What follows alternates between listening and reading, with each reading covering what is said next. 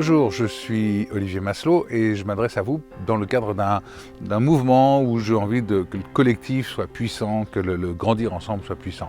Et pour ça, justement, apporter des outils de connaissance de soi à toutes les personnes. Alors, pourquoi? Parce qu'aujourd'hui, dans le monde actuel, le masculin pour le masculin, comme j'ai envie de dire, c'est-à-dire en parlant en termes d'archétype, le masculin c'est je construis, je grandis, je développe, voilà, il y a quelque chose d'assez individualiste, c'est moi qui grandis, qui construis, qui voilà, bâtit quelque chose pour moi.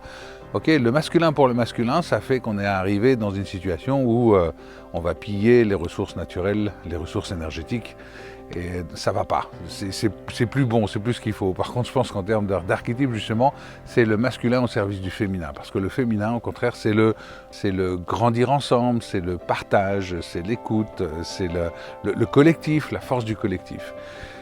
Et donc, l'ambition ne peut plus être au service de l'individu, de l'individualisme, j'ai envie de dire même de l'égoïsme. L'ambition doit être de contribuer à amener quelque chose au collectif. Et c'est un peu, même au niveau des organisations, la même chose. Quelle est la raison d'être d'une organisation? On a créé des organisations parce que quand on était de plus en plus nombreux en tant qu'individu, il a bien fallu s'organiser. Donc la raison d'être d'une organisation doit être d'apporter quelque chose à l'individu. Or, aujourd'hui, on a des organisations qui sont plutôt dans cette démarche masculine de gagner de l'argent, grandir, racheter les autres, etc. Donc, pouvoir. Donc, l'ambition, la véritable ambition qu'on peut placer, c'est surtout de se poser la question en termes d'intention, qu'est-ce que j'ai envie d'apporter? À quoi j'ai envie de contribuer? Qu'est-ce que je vais pouvoir apporter de nouveau qui va changer ma réalité autour de moi et qui va aussi peut-être changer la réalité des autres personnes autour. Voilà.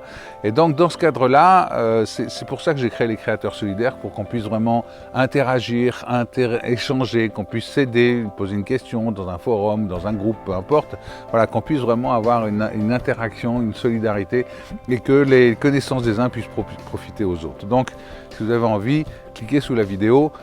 Rejoignez-nous, c'est gratuit, il y a un web atelier tous les mois, gratuit, où on va pouvoir justement échanger.